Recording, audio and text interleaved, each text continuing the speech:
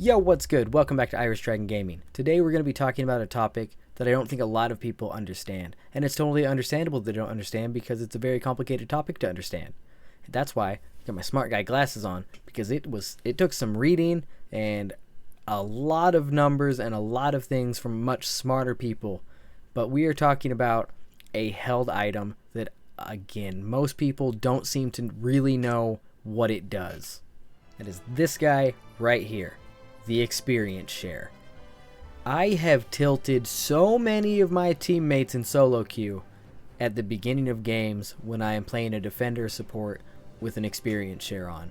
I have turned people into thanks gamers, lane abandoners, straight AFK players, or even check it out pingers. I have been pinged so much to be checked out that I must be super popular, that my teammates just want all my other teammates to know that this guy right here is doing his job with the experience share.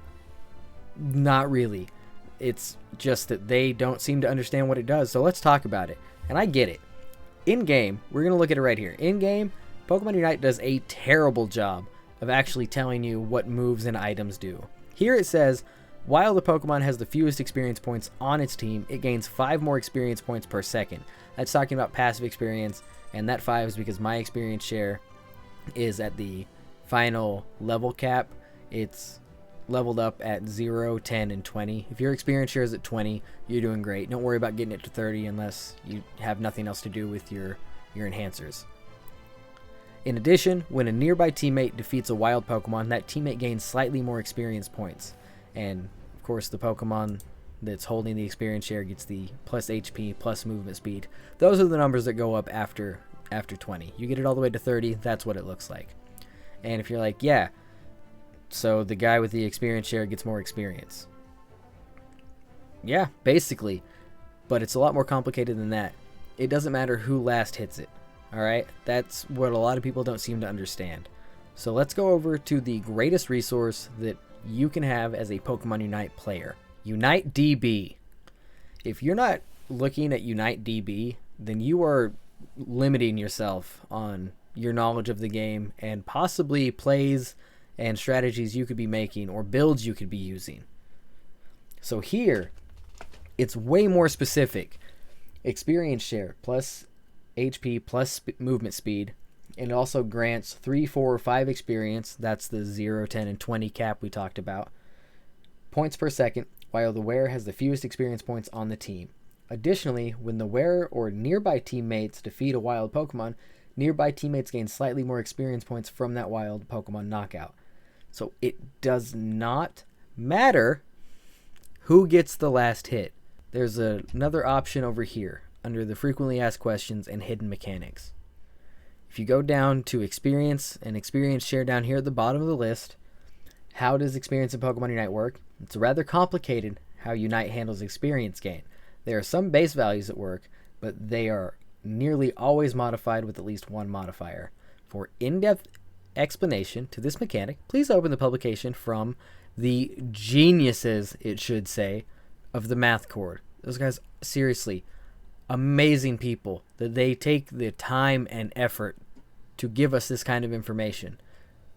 But we'll get to that in a second. The experience share. How does the experience share held item work? Experience share works best together with one ally in proximity. It does not matter if the ally or you make the last hit. 100% always goes to that ally if they are in experience share proximity, and you get 30%. Which means if math is hard, and it could be, because I've seen scores go in that should not have gone in. Math is sometimes hard. But if your ally next to you with an experience share gets 100% of the experience from the last hit, whether you get it or not, and you get 30%, that's 130% experience as opposed to just 100% for the person that last hits it. Experience share is broken.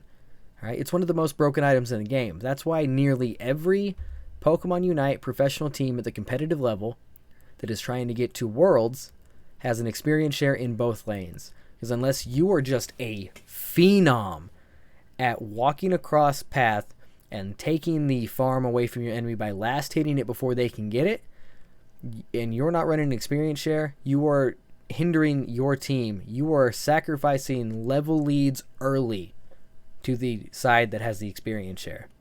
That is why almost every team has one in both paths on either the support or the defender, so that the top lane carry or the bottom lane carry gets the extra experience and they level up faster. They get to their power spikes faster, so that it's an even fight, or some cases a one-sided fight, because the more experience you get and the less experience your opponent gets, the more you can snowball a match. So basically, it's a lot.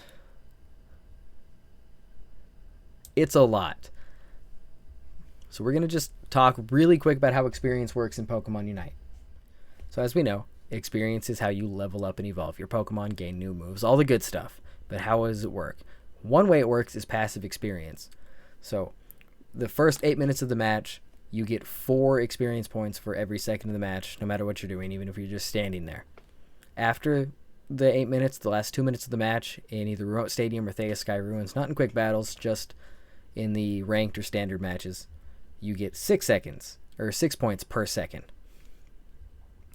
Your other method is KOing wild Pokemon, scoring goals, KOing enemies, being a part of it, or just being close. And fun fact, if you get KO'd and your body is still there next to where the enemy gets KO'd, you still get experience for that, just for being in proximity, because you're technically there until you respawn. You're just waiting for Nurse Joy to heal you at the Pokemon Center. And there is base value experience for each level when you KO somebody, from 20 at level 1 to 800 at level 15. If you want to come check this out, I'm going to have links to all of this in my description of this video that you can come check it out for yourself. I'm just going to try and do this as quick as possible and give you a quick rundown.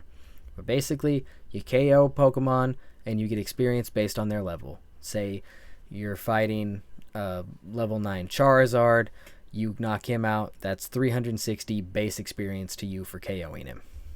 But that's not talking about if there's anyone around you to share the experience. We're going to get to that. But something that a lot of people may be unaware of is the stored experience. So you know that the little line there at a Pokemon that needs to evolve, like Zorua, if you were level 4 Zorua, you've got a little yellow-green line there because you were level gapped or level gated until you get a last hit on a wild Pokemon or KO an enemy where you can't evolve. You're still collecting experience. It's not like you just quit collecting experience. It just stores it. You see, stored experience occurs at levels prior to when Pokemon evolve or unique situations such as Scizor. The mechanic temporarily changes how passive experience is gained. Instead of directly being added to the experience pool, passive experience is saved as stored experience and is displayed as a greenish-yellow bar. Receiving active experience will trigger converting stored experience if available. So basically, if you have experience stored, it will be added to the active experience you get that breaks through that level gate. And so kind of how catch-up experience works. If your opposing team's highest level Pokemon is higher than your current level, then experience granted from all sources will be modified when you receive it. So let's say your enemy jungler is level 7 and you are only level 5. Well, they're 2 levels ahead of you, so you're getting 120% extra for everything you do until you catch up to that level. That's why you go in, you wipe enemies, you KO them, they walk back in, maybe you KO them again on your first gank, get your stacks in, you're feeling good. And then all of a sudden they come back in and they're evolved. They're close to the same level, and all they did was get like backup farm or hit a couple of farm back on the way down, right? And you're like, how did that happen? Well, that's how. You gave them a level disadvantage, allowing them more experience for what they did. Now, that's fine by me. I would rather be a higher level and just start snowballing the game and do my best to, soul crush rather than worry about this number. But that is just something to consider, that's how they're catching up to you, is everything that they do gives them more experience if the highest member of your team is higher than that particular player. Now, if you KO a specific character that is a higher level than you, you get more experience for that. If they are one level above you, you get 120% of the base experience. If they are 2 or more levels ahead of you, you get 150% of the base experience. So that is another great way to gain experience. And listen, if they are 2 levels above you, you're already getting 120% extra experience for everything you do. So based on reading this, it appears that it stacks, that you get 150% of the base kill experience that has already been multiplied by 120%. So if you are level 7 and you KO their level 9 jungler, you just gained a lot of experience. And this is something that I was unaware of until I started doing more research into how experience works. And that is the streak modifier. If you are on a KO streak, I know you've seen those above them. I'm sure you've gotten your pentas, right? Your 5 KO streak. It feels really good. But the more KOs you get in a row, the more experience you give up to the enemy. If you're on a 3 KO streak, you give 150% of the base kill experience, which means you are giving way more experience for having done very well in the game because they caught you slipping. Now, on the flip side of that, if you've been KO'd multiple times without getting a KO, then you get negative streak numbers, up to -3, where you give less experience. So if someone KOs you 3 times, the first time, they get 100% of the base experience if you haven't KO'd anybody. The second time, you are now on a -1 streak number. They only get 90% of the base KO experience. They KO you again. After that, you are now on a 2 or a -2 streak. They only get 80%. So you were KO'd again. You have a -3 KO streak. Anyone that KOs you after that, you're only giving up 60% experience. So you are feeding experience to the team if you're rushing in and getting KO'd over and over again. But apparently you're giving up less each time you get KO'd, up to -3. Until you KO somebody else, it resets to 0, and then you go back up or down. And this here is just going into how the experience distribution works. If there's only 1 person in proximity, you get 100%. If there are 2 people there, you get 70%, and they get 30%. So you're always collecting 70%, and then it kind of splits down to how many teammates you have. They get that much. Same thing on KOs. Same thing for the Regis and the Rotom. But now we're to the meat of what I've been wanting to talk about, and that is how experience works with experience share. Why it is such a broken item. This flowchart here is basically just a rough map of how it works. And if you want to check this chart out, again, follow the link in my description. Come look at it and see if it helps you. But I want to get just down to the numbers here, because honestly I think that these charts are a lot easier to read, even though they do look a little bit more intimidating. And this is why experience share is such a broken item, that if you are running it for your team, you're only helping your team. So if you're in path with somebody, you're just giving them more experience. So here's how it works.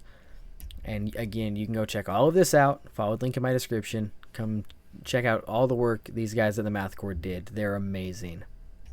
But basically, if you have just 1 experience share in path, and there are 2 of you there, the experience shareholder gains 30% of the experience, and the non-holder, if they didn't last hit it, gains 100% of the experience, equaling 130 total experience for that KO, or the wild Pokemon farmed.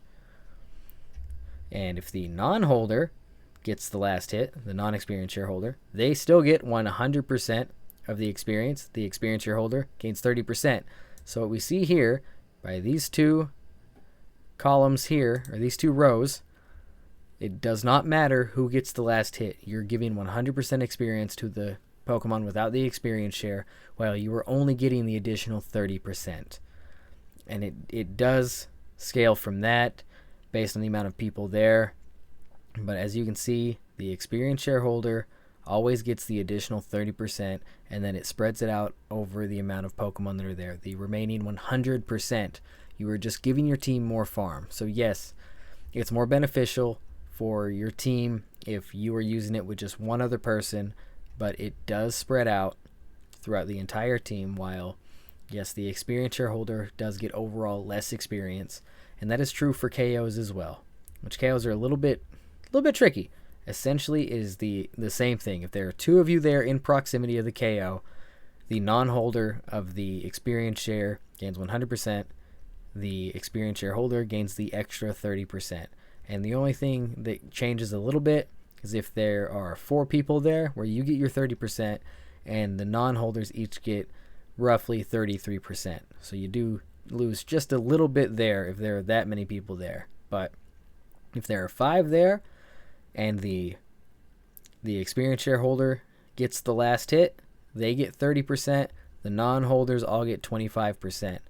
Now, you do lose a little bit of that shared experience if the experienced shareholder isn't the one that gets last KO, if your entire team is there.